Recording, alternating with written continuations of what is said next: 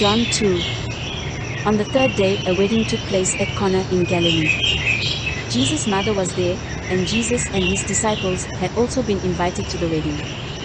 When the wine was gone, Jesus' mother said to him, "They have no more wine." "Woman, why do you involve me?" Jesus replied, "My hour has not yet come."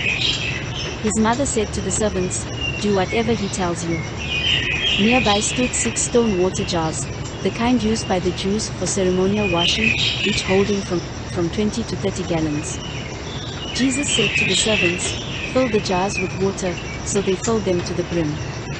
Then he told them, "Now draw some out and take it to the master of the banquet."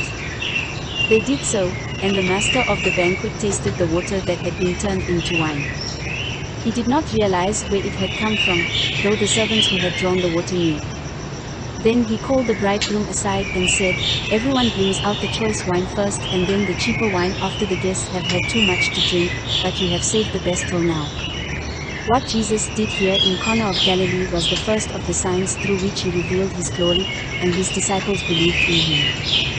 After this he went down to Capernaum with his mother and brothers and his disciples. There they stayed for a few days. When it was almost time for the Jewish Passover, Jesus went up to Jerusalem. In the temple courts he found people selling cattle, sheep and doves, and others sitting at tables exchanging money. So he made a whip out of cords, and drove all from the temple courts, both sheep and cattle. He scattered the coins of the money changers and overturned their tables. To those who sold doves he said, "Get these out of here.